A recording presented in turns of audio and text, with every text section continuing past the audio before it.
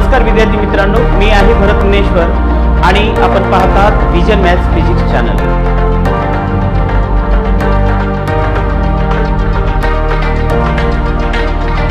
नमस्कार विद्यार्थी मित्रांनो, मी आहे भरत मुनेश्वर आणि आपण पाहत आहात व्हिजन मॅथ्स फिजिक्स चॅनल।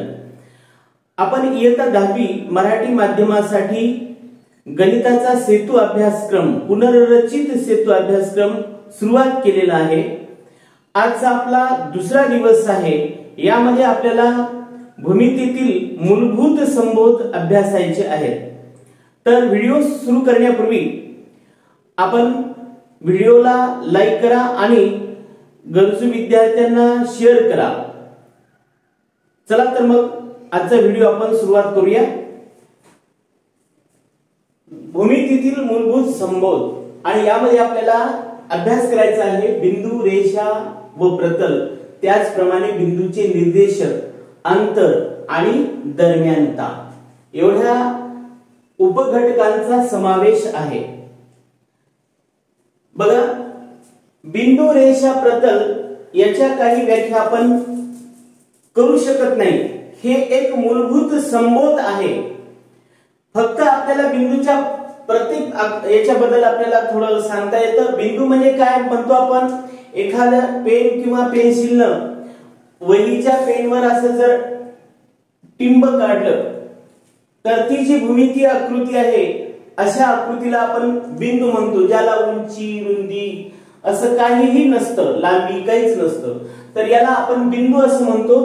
बिंदू हा आपण इंग्रजीतील अक्षराने दर्शवतो, बिंदू ए, बिंदू पी, बिंदू क्यू, बिंदू आर याप्रमाणे। आणि दोन बाजूला अमर्याद असलेल्या ह्या आकृतीला आपण रेषा असं म्हणतो। आणि एक सपाट भाग जो आहे, सपाट भाग, एखादा सपाट भाग जो चारही बाजूला अमर्याद असतो, चारही बाजूला हे कितीही पुढे आहे हे सुद्धा अमर्याद आहे, इकडच्या बाजूला सुद्धा अमर्याद आहे, इकडच्या बाजूला सुद्धा अमर्याद आहे, याला आपण प्रतल असं म्हणतो। आपल्याला माहिती आहे, ह्या बिंदूच्या बाबतीत जर दिलेल्या बिंदूमधून, दिलेल्या सर्व बिंदूमधून जर एक रेषा जात असेल, या सर्व बिंदूमधून जर समजा एखादी रेषा जात असेल तर या सर्व बिंदूंना एक रेषीय बिंदू असं म्हणतो। आणि जर रेषा जात नसेल तर त्या बिंदूंना नैक रेषीय बिंदू असं म्हणतात। दिलेल्या बिंदूतून जर एक रेषा जात असेल, दिलेल्या सर्व बिंदूमधून जर रेषा जात असेल तर त्या बिंदूंना एक रेषीय बिंदू असं म्हणतात। आणि जर त्या बिंदूमधून एक रेषा जात नसेल तर अशा बिंदूंना नैक रेषीय बिंदू असं म्हणतात। त्याच्यानंतर या प्रतलामध्ये तुम्हाला माहिती आहे, रेषाबद्दल जर बरीचशी माहिती आपण पाहिली होती मागच्या इयत्तेमध्ये। जर दोन रेषा एकमेकींना छेदत असतील तर त्यांचा जो छेद आहे, हा छेद काय असतो, एक बिंदू असतो। त्यानंतर एक दिलेली रेषा आणि रेषेबाहेरील बिंदू यांना सामावणारे एक आणि एकच प्रतल असते। हे महत्त्वाचं गृहीतक आपण गेल्या वर्षी पाहिलं होतं। दिलेली रेषा आणि रेषेबाहेरील बिंदू यांना सामावणारे एक आणि एकच प्रतल असते। तर तुम्हाला याच्या बाबतीत, तीन बिंदूच्या बाबतीत याच्यावरून एक गृहीतक तयार करता येते किंवा ते सुद्धा आहे। एक रेषा नेहमी दोन बिंदू निश्चित करतात। रेषा हे दोन बिंदू नेहमी निश्चित करत असतात। दोन बिंदू म्हणून म्हणजेच आपण असंही सांगू शकतो की दोन बिंदू हे नेहमी एक रेषीय असतात। दोन बिंदू हे नेहमी एक रेषीय असतात। ह्या दोन बिंदू हे नेहमी एक रेषीय आहेत, म्हणजेच एक रेषा दोन बिंदू निश्चित करतात। मग हे दोन बिंदू ऑलरेडी, ही रेषा आणि रेषेबाहेरील बिंदू आपण काय म्हटलं होतं, एक रेषीय आहे, सॉरी एक प्रतली आहे। मग ही रेषा जे काही दोन बिंदू तयार करत असतात किंवा दोन बिंदू सामावणारी जे असते रेषा निश्चित करत असतात, ते दोन बिंदू आणि हे एक बिंदू, असे तीन बिंदू हे नेहमीच काय असायला पाहिजे, मग एक प्रतली असायला पाहिजे। या तिघाबद्दल आपल्याला बरीचशी इन्फॉर्मेशन गेल्या वर्षी झाली, थोडा सराव तुमच्याकडून घेत आहे। जेव्हा हे बिंदू एक आपल्याला माहिती आहे एका बिंदूमधून जर समजा अशा रेषा जात असतील तर या सर्व बिंदू हे बिंदू जो आहे यामधून असं छेदून ह्या सर्व रेषा जात आहेत। तर आपल्याला यावरून लक्षात येतं की एका बिंदूमधून अनंत रेषा जातात। याचे किती आपण करू शकतो, एका बिंदूमधून अनंत रेषा जातात। आणि इथं काय सांगितलेलं आहे, दोन जे बिंदू आहेत दोन बिंदू नेहमी एक रेषा निश्चित करतात। मग दोन बिंदू नेहमी एक रेषा निश्चित करतात याचा अर्थ काय, तर दोन बिंदू मधून एक आणि एकच रेषा जाते। हे सगळं महत्त्वाचं आहे। दोन बिंदू मधून एक आणि एकच रेषा जाते। आपण दुसरी जर रेषा काढायचा प्रयत्न केला तर ती दुसरी रेषा जाऊ शकत नाही। दोन बिंदू आणि ही रेषा आणि आपल्याला एक गृहीतक माहिती आहे, एक रेषा आणि रेषेबाहेरील बिंदू यांना समावणारे एक आणि एकच प्रतल असते।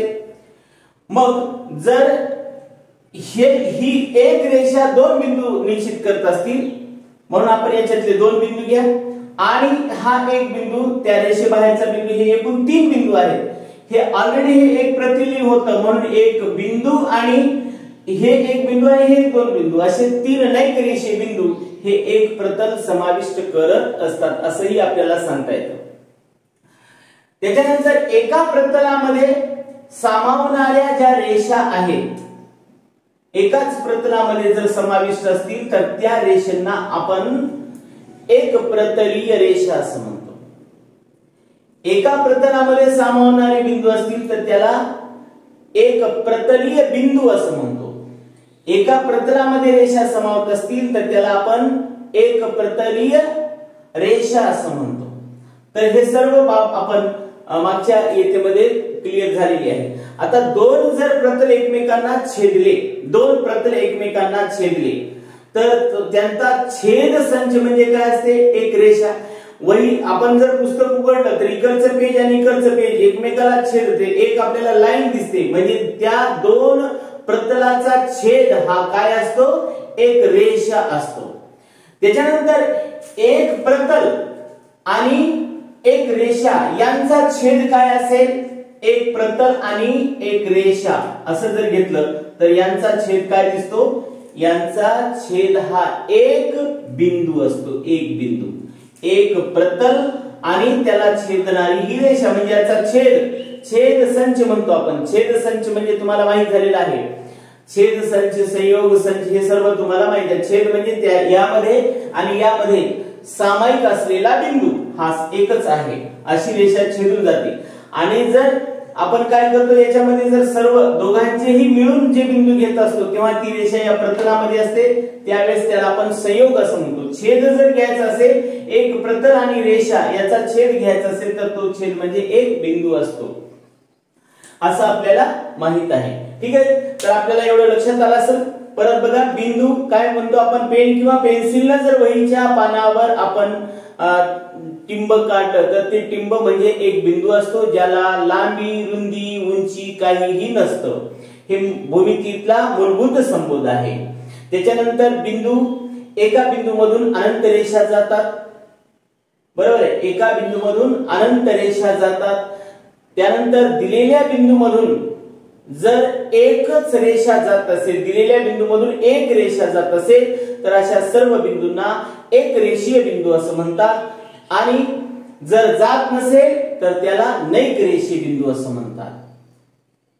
जे बिंदू एका प्रतलात समाविष्ट असतात अशा बिंदूंना एक प्रतलीय बिंदू असं म्हणतात। एक प्रतलीय बिंदू हे झालं बिंदूच्या बद्दल। आता रेषा काय आहे, दोन्ही बाजूला अमर्याद असणारी जी भूमितीय आकृती आहे याला आपण काय म्हणतो, रेषा असं म्हणतो। याच्यामध्ये ही अनंत बिंदूपासून बनलेली असते आणि दोन्ही बाजूला अमर्याद असते। दोन रेषा एकमेकींना जर छेदल्या तर त्यांचा छेद हा एक बिंदू असतो। त्यानंतर ह्या जर रेषा ही एक रेषा काय करतात, दोन बिंदू ही एक रेषा निश्चित करतात म्हणजे दोन बिंदू हे नेहमी एक रेषीय असतात। जर दिलेल्या रेषा एका प्रतलात समाविष्ट असतील तर त्या रेषांना आपण एक प्रतलीय रेषा असं म्हणतो आणि जर नसतील तर ते नैक प्रतलीय म्हणायचं। त्यानंतर दिलेली रेषा आणि रेषेबाहेरील बिंदू यांना सामावणारे एक आणि एकच प्रतल असते. थोडक्यात असंही म्हणू शकतो तीन नैक रेषी बिंदूंना सामावणारे एक आणि एकच प्रतल असते. दोन प्रतलाचा छेद हा एक रेषा असतो. एक रेषा आणि प्रतल याचा छेद हा एक बिंदू असतो. जसं दोन रेषाचा छेद हा एक बिंदू आहे. ठीक आहे. त्याच्यानंतर बघा आता बिंदूचे निर्देशक व अंतर. निर्देशक कसा म्हणायचं, याला संख्या रेषा म्हणतो आपण. या संख्या रेषेवर बघा इकडच्या साईडला हे 1 2 3 4 5, इकडे -1 -2 -3 -4 -5 आहे. यावर आपण काही बिंदू घेतलेले आहेत. मग आता निर्देशक, बिंदूचे निर्देशक म्हणजे काय, बिंदूचे संख्या रेषेवरील स्थान दर्शविणाऱ्या संख्येला आपण त्या बिंदूचा निर्देशक म्हणतो. उदाहरणार्थ मी सांगितलं या डी बिंदूचं स्थान 1 न दर्शविलं तर डी बिंदूचा निर्देशक 1 आहे. म्हणजे बिंदूचं संख्या रेषेवरील स्थान दर्शविणाऱ्या अंकाला, संख्येला आपण काय म्हणायचं, निर्देशक. त्याप्रमाणे ए चा निर्देशक -5, बी चा निर्देशक -3, सी चा निर्देशक -2. म्हणजे आपल्याला कळतं या 0 पासून हे -2 अंतरावर सी बिंदू आहे. तर असं आपल्याला त्याचं स्थान दर्शविलं जातं या अंकानं. म्हणून या अंकाला किंवा या संख्येला आपण काय म्हणायचं, बिंदूचा निर्देशक. आणि कोणत्याही दोन बिंदू मधलं अंतर आपल्याला या संख्या रेषेवरून आपल्याला काढता येतं. यासाठी महत्त्वाचं सूत्र असं आहे, कोणत्याही दोन बिंदू मधलं अंतर काढत असताना त्या बिंदू मधील मोठ्या निर्देशकातून लहान निर्देशक वजा करायचं आहे. आता समजा आपल्याला ए आणि बी मधलं डिस्टन्स काढायचं, या दोन बिंदू मधलं अंतर, या दोन बिंदू मधलं अंतर काढायचं. त्याला आपण असं लिहितो डिस्टन्स ए बी. आता डिस्टन्स ए बी लिहिलं. ए आणि बी बिंदूचे निर्देशक पहा. ए बिंदूचा निर्देशक -5 आहे, बी बिंदूचा निर्देशक -3 आहे. मी सांगितलं तुम्हाला मोठ्या निर्देशकातून लहान निर्देशक वजा करायचा. यामधला मोठा निर्देशक जसं आपण इकडे जातो तसं मोठे होतात, इकडे लहान असतात. म्हणजे -3 काय झाला, मोठा निर्देशक झाला, म्हणून तो -3 लिहितो. मोठ्या निर्देशकातून लहान निर्देशक वजा करायचा. हा झाला मोठा निर्देशक वजा. आता लहान निर्देशक लिहायचं. लहान निर्देशक कोणता आहे, -5. जसं जसं आपण इकडे जाऊ तसं लहान होत राहतात संख्या. मग हे बघा, हा मोठा आहे आणि हा लहान आहे. मोठ्या निर्देशकामधून लहान निर्देशक वजा केलेला आहे. हे -3 ला -3, वजा गुणिले वजा अधिक 5. एक संख्या ऋण एक संख्या धन म्हणजे वजाबाकी होते. 5 मधून 3 गेल्याने 2. या संख्येचं काय झालं, उत्तर काय मिळालं तुम्हाला, डिस्टन्स किती मिळालं या दोन बिंदूचं, ए आणि बी चं 2 आहे. बघा इथं टॅली करून हे 1 आणि हे 2 अंतर झालेलं आहे. हे अंतर नेहमी हे ऋणोत्तर वास्तव संख्या असते. ठीक आहे. त्याच्यानंतर आता आपण बघूया दरम्यानता. दरम्यानता समजा आपल्याला असं सांगितलं की बिंदू ए बी सी हे एक रेषीय आहेत असं सांगितलेलं आहे. मग याच्यामध्ये 3 शक्यता निर्माण होतात. आपल्याला असं सांगता येतं की हा ए बी सी असं असेल, एक रेषीय म्हटल्याच्या, म्हणजे बी हा बिंदू ए सी च्या दरम्यान मध्ये असेल. किंवा असंही म्हणता येतं की बी आणि सी च्या दरम्यान मध्ये ए बिंदू आहे. त्याच्यानंतर असंही म्हणता येतं की ए आणि बी च्या दरम्यान मध्ये सी बिंदू आहे. बघा, हे एक रेषा आहेत, हे एक रेषा आहेत, हे एक रेषा आहेत. मग शक्यता 3 मिळतात. कधी बी हा ए सी च्या मध्ये असेल, कधी ए हा बी सी च्या मध्ये असेल, कधी सी हा ए बी च्या मध्ये असेल, दरम्यान मध्ये. म्हणजे आपण काय म्हणतो, बी हा ए आणि सी च्या दरम्यान आहे. आणि ते कसं लिहितात, ए दरम्यान बी दरम्यान सी. आता मात्र असं लिहिल्याच्या नंतर फिक्स झाला, आपल्याला 100% कळतं की बी हा ए सी च्या दरम्यान आहे. इथं मात्र समजत नव्हतं, नुसतं असं सांगितलं की एक रेषी आहे. बघा या तिन्ही याच्यामध्ये एबीसी एक रेषी आहे. पण असं लिहिल्याच्या नंतर मात्र फिक्स झालं पोझिशन, बीच हा ए आणि सी च्या मध्ये आहे, दरम्यान आहे. या ठिकाणी असं लिहिता येतं बी दरम्यान ए दरम्यान सी. म्हणजे इथं सुद्धा फिक्स झालं, आता हे ए बी च्या आणि बी आणि सी च्या दरम्यान आहे. त्यानंतर ए दरम्यान सी दरम्यान बी असं लिहिता येतं. यामध्ये काय करतं तुम्हाला, distance A B, A B चं distance plus distance B C is equal to distance A C असं लिहिता येतं. बघा AB plus BC is equal to AC. याच्यामध्ये काय लिहिता येतं, distance BA plus distance AC is equal to distance BC. BA plus AC is equal to distance BC. हे BA plus AC is equal to distance BC. याच्यामध्ये काय लिहिता येतं, distance AC plus distance CB is equal to distance AB. असं या प्रकारे आपल्याला लिहिता येतं. हे दिल्याच्या नंतर तुम्ही याच्यावर इक्वेशन असं लिहू शकता, पण असं दिल्याच्या नंतर मात्र ह्या अशा शक्यता मिळतात तुम्हाला. त्यानंतर आपण जर समजा अशा प्रकारे एक बिंदू घेतला, हा रेषाखंड आहे, रेषाखंड AB आहे आणि AB मध्ये हा M बिंदू असा आहे की डिस्टन्स AM बरोबर डिस्टन्स MB, म्हणजे लेंथ AM बरोबर लेंथ MB. असं जर असेल तर M हा AB या रेषाखंडाचा मध्यबिंदू आहे. रेषाखंड म्हणजे हे दोन बिंदूच्या दरम्यान मध्ये असलेल्या बिंदूचा संयोग संच, आपण त्याला काय म्हणतो, रेषाखंड म्हणतो. तर हे अंत्यबिंदू आहे. या बिंदूमध्ये एक असा बिंदू आहे की ज्या बिंदूचं या दोन्ही अंत्यबिंदू पासूनचं अंतर कसं आहे, समान आहे. म्हणजे AM बरोबर काय आहे, MB. तेव्हा M ला आपण AB या रेषाखंडाचा मध्यबिंदू असे म्हणतो. आणि लक्षात ठेवा, रेषाखंडाला एक आणि एकच मध्यबिंदू असतो. ठीक आहे. तर हे याच्यावरच जवळपास पार्ट होता, मी आपल्या पुढे सांगितलं. आता याच्यावर एक सराव आहे, याच्यावर एक्सरसाइज आहे, ते आपण याच्यानंतर बघूया. बघा, यावरील स्वाध्याय, खालील प्रश्न कृती करून सोडवा. आपल्याला कृती करून हे उदाहरण सोडवायचे आहेत. कोणत्याही दिलेल्या एका बिंदूतून किती रेषा जाऊ शकतात याच्या संदर्भात आपण आताच पाहिलं होतं की एखादा बिंदू जर घेतला तर याच्यामधून आपण किती रेषा काढू शकतो. बघा, आपण बऱ्याचशा रेषा काढू शकतो जे की आपल्याला मोजता येत नाही.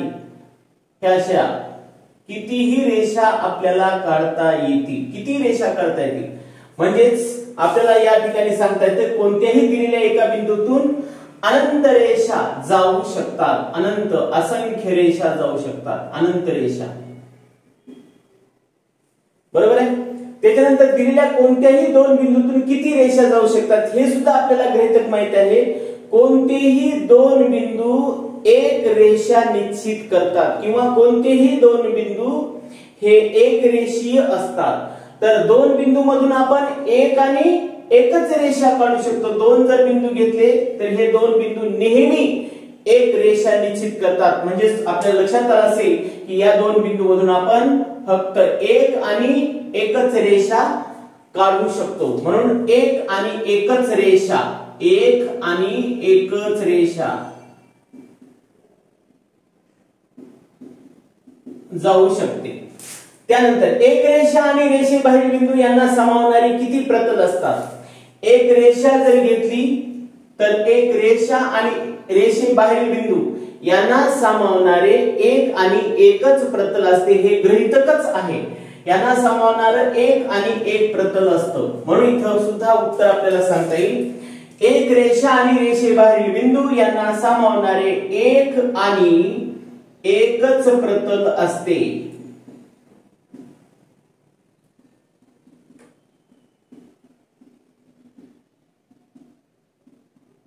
त्यानंतर कोणतेही तीन बिंदू एक प्रतलीय असू शकतील का. याचं उत्तर हो आहे. कारण कोणतेही तीन बिंदू आपण जर घेतला, आपण एखाद्या याच्यावर जर असे तीन खिळे रोवले आणि त्याच्यावर जर असा पृष्ठभाग झाकला तर पूर्णपणे झाकल्या जातो. आणि याचा जर आधार घेतला, हे तीन बिंदू घेतले, या गृहीतकाचा आधार घेतला, तर या कोणतेही दोन बिंदू एक रेषा निश्चित करतात. आणि मग आपल्याला माहिती आहे एक रेषा आणि रेषेबाहेर बिंदू यांना सामावणारे एक प्रतल असते. कोणत्याही कृतीने आपल्याला सांगता येतं की कोणतेही तीन बिंदू हे एक प्रतलीय असू शकतील का, तर होय. कोणतेही तीन बिंदू एक प्रतलीय असू शकतील. जर दोन रेषा एकमेकांना छेदत असतील तर त्या एक प्रतलीय असू शकतात का. जर दोन रेषा एकमेकांना छेदत असतील तर त्या एक प्रतलीय असू शकतात। आणि त्याचबरोबर जर दोन रेषा आपण अशा घेतल्या एकमेकींना छेदणाऱ्या न छेदणाऱ्या तरी त्या सुद्धा एक प्रतलीय असू शकतात। तर आपल्याला या ठिकाणी हाच प्रश्न विचारलेला आहे की दोन रेषा एकमेकींना छेदत असतील तर त्या एक प्रतलीय असू शकतात का? तर 100% त्या दोन रेषा एकमेकींना छेदत असताना त्या एकाच प्रतलामध्ये समाविष्ट असतात। तर असू शकतात, होय। त्यानंतर एक प्रतल व एक रेषा यांचा छेद संच काय असेल? एक प्रतल काढलं आपण, एक प्रतल आणि त्याच्यानंतर एक रेषा यांचा छेद संच म्हणजे दोघांमध्ये असलेला कॉमन बिंदू म्हणतो आपण त्याला।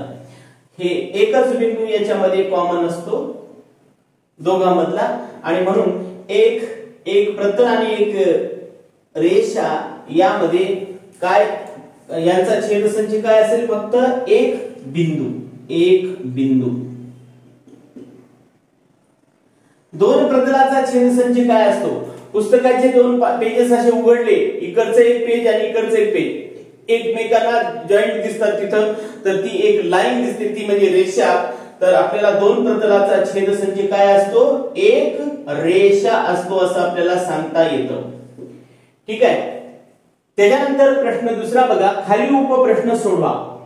एका संख्या रेषेवर एबीसी हे तीन बिंदू असे आहेत की एबीसी हे एक रेषीय बिंदू आहेत। एका संख्या रेषेवर म्हणजे एक रेषी आहे आणि त्याच्यामध्ये हे असे अंतर दिलेले आहेत। तर सर्व पर्यायाचा विचार करा।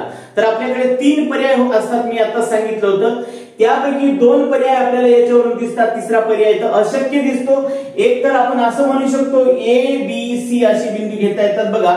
ए बी हे डिस्टन्स काढायचे तुम्हाला, ए पासून सी 10 आणि बी पासून सी 8, हे 10 मोठा आहे आणि हे 8 लहान आहे। किंवा आपण असं म्हणू शकतो ए सी हे समजा ए सी घेतला 10 घेतला आणि बी सी म्हणजे सी बी हे बी घेतलं तर हे 8। तर अशा या तिसरा पर्याय तर शक्य दिसत नाही यामध्ये, कारण अंतर बरोबर येत नाही। हे दोन पर्याय या ठिकाणी येऊ शकतात आणि याच्यावरून आपल्याला याचं अंतर काढता येतं। काय काढता येईल? एबीचं अंतर, डिस्टन्स एबी म्हणजे काय आपण आता पाहिलं होतं, distance AB plus distance BC बरोबर आहे डिस्टन्स एसी। तर याच्यामध्ये ज्या किमती आहेत त्या ठेवा। एबी ची किंमत काढायची आहे, distance AB as it is. Distance BC ची किंमत किती? 8 आणि एसी किती आहे? 10। म्हणजे डिस्टन्स एबी बरोबर 10 वजा 8 म्हणजे किती? 2। हे आपल्याला याच्यावरून सांगता येते। याच्यावरून काय सांगता येतं? तसंच distance AC plus distance CB किंवा बीसी बरोबर आहे डिस्टन्स एबी। हे एबी काढायचंय। मग आता एसी किती? एसी आहे 10, बीसी किती आहे? बीसी आहे 8 बरोबर आहे डिस्टन्स एबी। म्हणून डिस्टन्स एबी बरोबर किती झालं? 10 अधिक 8 म्हणजे 18। एक तर 18 अंतर असेल किंवा 2 असेल। त्यानंतर असंच एक प्रश्न आहे, संख्या रेषेवर पी बिंदूचा निर्देशक -3 आहे। आपण एक संख्या रेषा घेतली, याच्यावर पी चा निर्देशक -3 आहे। तर पी पासून 5 एकक अंतरावर असणाऱ्या बिंदूचे निर्देशक सांगा। 5 एकक अंतर सांगितलेलं आहे, 5 एकक अंतर। मग या बिंदूपासून इकडेही 5 एकक अंतर असू शकतं, इकडे असू शकतं, म्हणजे या ठिकाणी दोन उत्तर येऊ येतात। आपण जर समजा इकडच्या बाजूचं घेतलं तर इकडचा निर्देशक हा कसा असेल? याच्यापेक्षा निश्चितच मोठा असेल। आणि इकडे जर घेतला तर तो जो बिंदू आहे तो बिंदू त्या बिंदूचा निर्देशक याच्यापेक्षा कसा असेल? लहान असेल। म्हणून दोन्हीही बाजूचा विचार करूया। समजा आपण इकडच्या बाजूचा विचार केला, समजा तो बिंदू कोणता आहे? क्यू असं गृहीत धरू। समजा तो बिंदू क्यू आहे असून त्याचा निर्देशक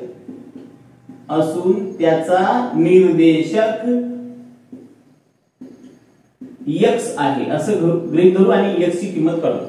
समजा पहिला पर्याय विचारात घेऊ। समजा तो बिंदू उजव्या बाजूला आहे, या दिलेल्या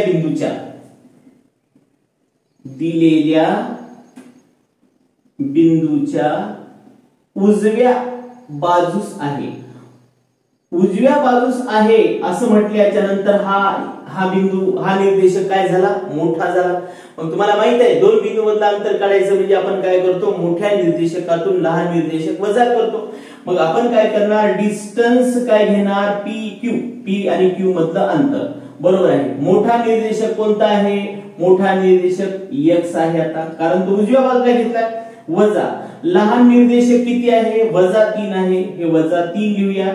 आणि मग डिस्टन्स PQ हे दिले तुम्हाला, किती अंतर आहे, 5 आहे.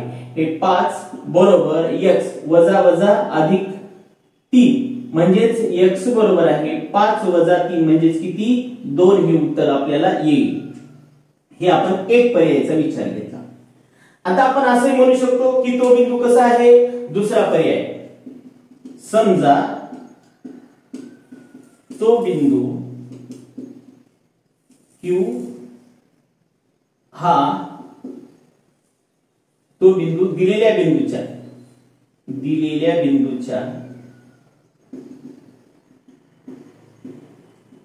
डाव्या बाजूस